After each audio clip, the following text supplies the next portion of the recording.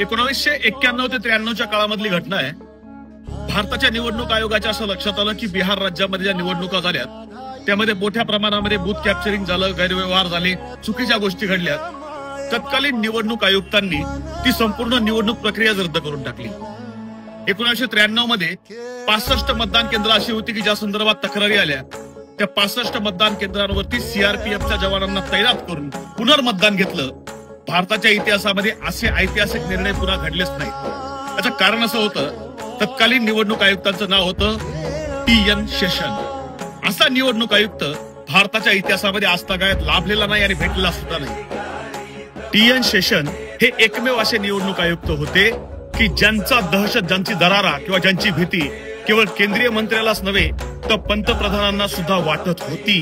याचं कारण असं होतं की त्यांनी आपल्या कृतीमधून दाखवून दिलं होतं की निवडणूक आयोगाचे नियम हे पंतप्रधानांना सुद्धा आणि ग्रामपंचायतच्या सदस्यांना सुद्धा सारखेच असतात.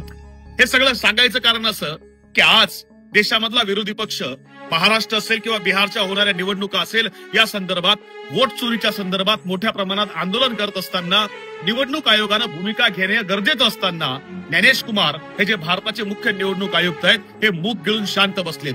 एकही शब्द बोलायला तयार नाहीत. या उपर 2 महिन्यापूर्वी मुख्य निवडणूक आयुक्तांनी सुप्रीम कोर्टामध्ये एक स्टेटमेंट दिलंय. त्यांनी असं सांगितलं की निवडणूक संपल्यानंतर पुढच्या 45 दिवसामध्ये संपूर्ण डेटा हा डिलीट करावा.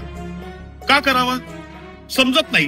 कारण शेकडो वर्षाचा डेटा सेव्ह करायची व्यवस्था आज उपलब्ध असताना केवळ 45 दिवसामध्ये निवडणुकीचा डेटा तुम्ही डिलीट का करताय? आणि यावर एका वकिलानं जनहित याचिका दाखल केल्यानंतर त्यांनी उत्तर दिलं, तुम्हाला सांगू शकत नाही की आम्ही डेटा का डिलीट करतोय. लपवण्याचं कारण काय आहे?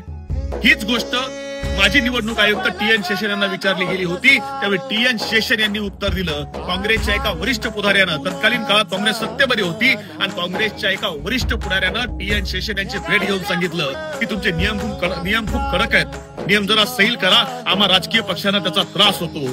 टी.एन. शेषन यांनी उत्तर दिलं की मी भारताचा निवडणूक आयुक्त आहे, त्यामुळे मी मतदारांचा नोकर आहे, तुमच्या पार्टीचा वर्कर नाही. नाऊ यू गेट आउट हे म्हणायची ताकद त्या निवडणूक आयुक्तामध्ये होती. आज देशात कोणती निवडणूक असली तर देशाला टी.एन. शेषन यांची आठवण येते. तर आज पुन्हा एकदा तशा निवडणूक आयोगाची देशाला गरज आहे.